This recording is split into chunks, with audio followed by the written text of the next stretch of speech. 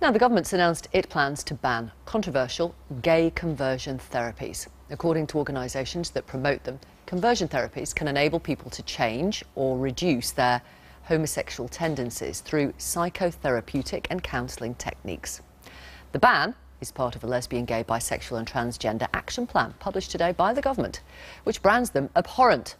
It follows a UK-wide survey of more than 100,000 LGBT people and found that 2% of respondents had undergone this kind of therapy and a further 5% had been offered it. 3 years ago, we investigated this issue on our programme. Reporter Ben Zand gained access to a gay conversion conference. Here's a bit of his report.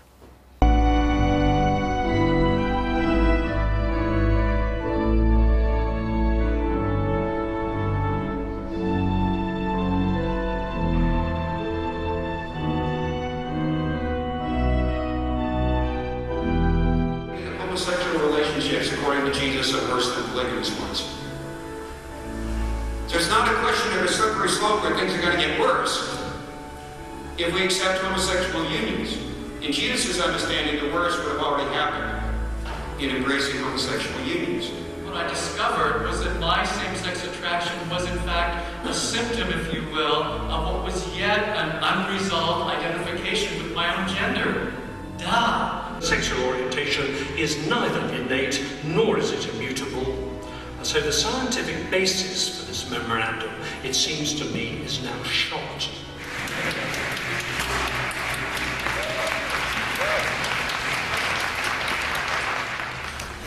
BBC, could you please leave? Fairness to the speakers. Due to being removed repeatedly because of sensitive subjects, I didn't really get a chance to see much of the conference. But I was given the opportunity to talk to a selected group of speakers to find out more about their views. So would you say now you have no homosexual tendencies? No, would never claim that. There's some inclinations that remain, and I accept that as part of my humanity, and I'm okay with it. But you said in the eyes of God it is not perfect to be homosexual, so are you know, do you feel like you will always be flawed then if you have homosexual tendencies? Am I always flawed? I think this side of heaven we are all flawed, and if that's an aspect of my flawed humanity, I'm okay with it. I think weakness is different from volitional sinning. Why do you think men are gay, are homosexual? I think, among other reasons, that there is a kind of disintegration in his own masculine identity. If there was not, then he wouldn't be longing for someone who is just like him.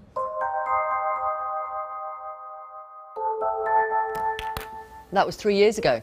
Government about to ban this therapy. Let's talk now to Vicky Beeching, who's a writer and equality campaigner who underwent an exorcism and therapy to try and cure her homosexuality. Crispin is here, Conservative MP for Reigate. Jane Ozan is with us. She's in Oxford. She went through conversion therapy and she sits on the Church of England General Synod.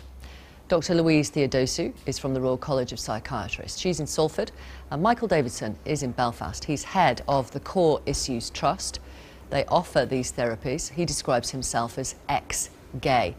Mr. Davidson was banned 5 years ago from the British Psychodrama Association because, as a founder member of the Core Issues Trust, he was in breach of the ethical code of both the British Psychodrama Association and the UK Council for Psychotherapy. Crispin, why is your government planning to ban this? Because it's wrong.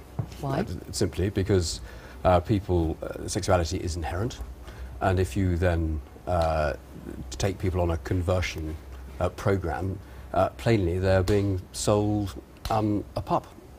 You can't convert people from something that they inherently are. Michael Davidson? Well, a few years ago, the government argued in the Royal Courts of Justice that ex-gay is a protected category under the Equality Act of 2010. So now the government is discriminating openly against ex-gays. This is a huge problem. How do you respond to that, Mr. Blunt? Well, I think it's obviously total nonsense. Tell him why. The idea that the give the challenges that faced by LGBT people, that we're then going to suddenly produce this group of ex-gays when sexuality, all the evidence is that it's inherent. And the wonderful thing about the change in our society over my lifetime has meant that I grew up in a place where I simply had no points of reference that made any sense for me, and I entered a profession where, if I was myself, it was illegal. But the problem is we are discriminating. Society has massively changed, and the great thing about this survey of 108,000 people is that whilst we have won the major battles around decriminalisation, equality, the age of consent, equality of marriage and the rest, there are still obviously plenty of areas where LGBT people face discrimination in society. And the idea that people are then going to then be faced with conversion therapy is just truly shocking. We don't offer conversion therapy. How do you respond to the fact that it's about to be banned? It won't be banned ultimately, because people do have the right to choose the direction that they want to go in, and mandatory gay just won't work. Right. You cannot force people to be gay just because they have the feelings. So you're going to continue to offer it even if it's banned, even when it's banned?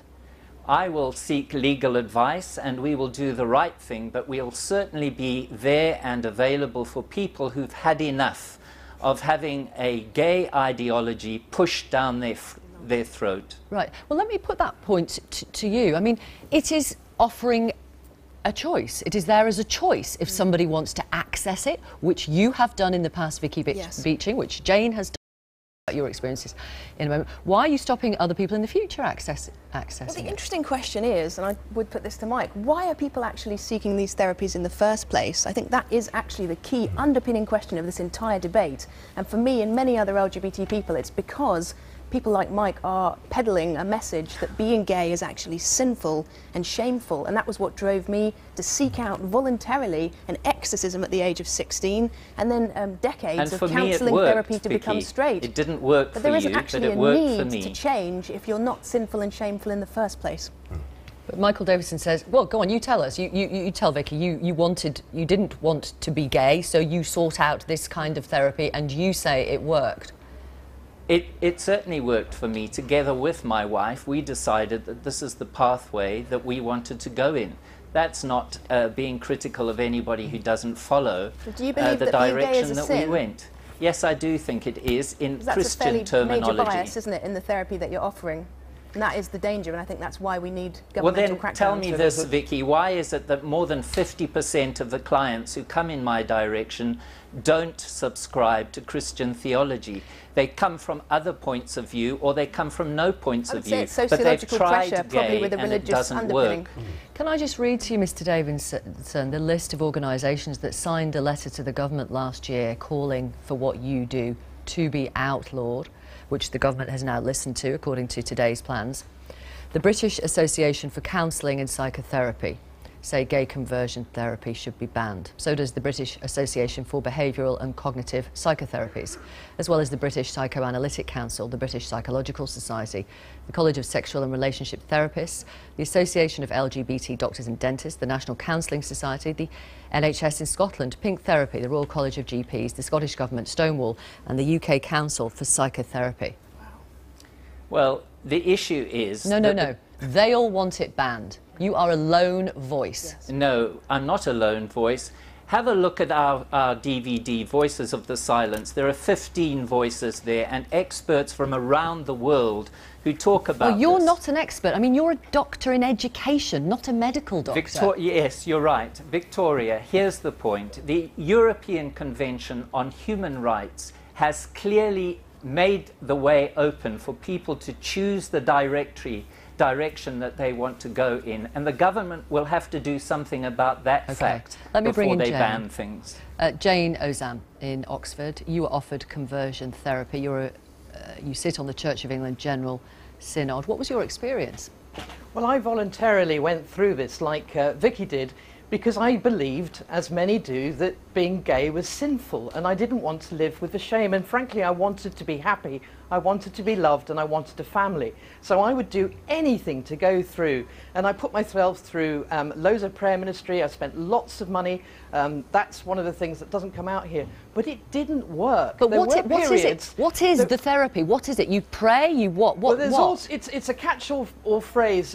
You can pray into your past relationships with your parents or with significant people. You go through deliverance ministry. I went through many, many exorcisms. We don't offer it. You go through fasting and prayer. But the key problem is it causes great harm. There are many, many young people who are suffering mental health. Psychotherapeutic Mike, please let me practice. finish. Who often, he doesn't want the truth to come out, that have many mental health issues, self-harm, suicidal tendencies as a result of this, because they feel so guilty when it doesn't work.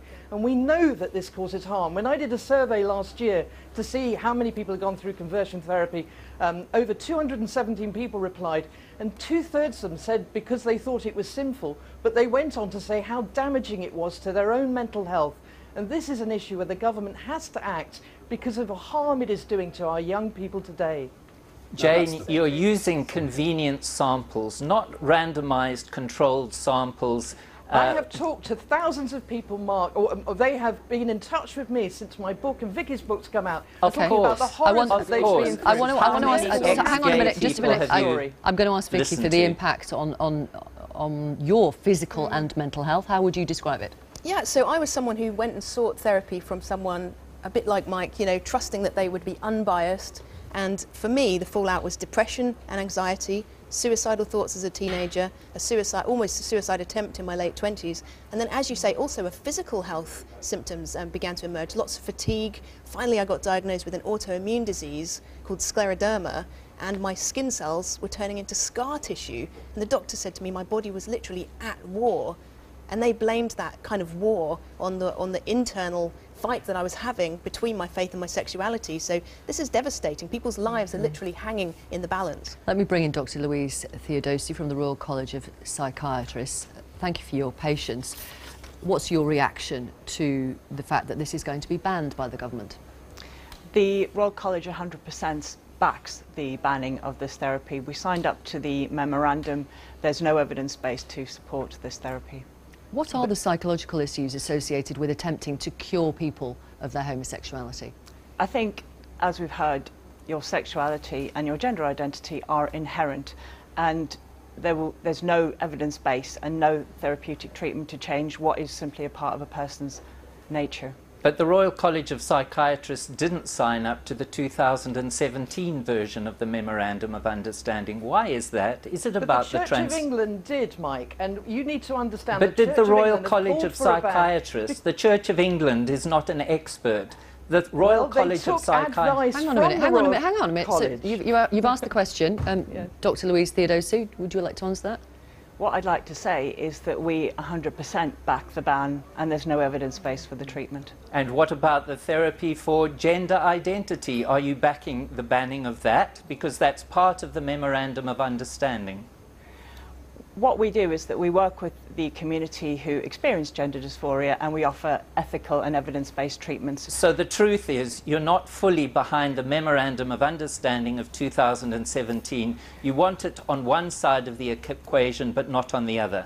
I've simply said that we 100% back the ban on conversion therapy against sexuality. Okay. I think the and I'm going to read some messages.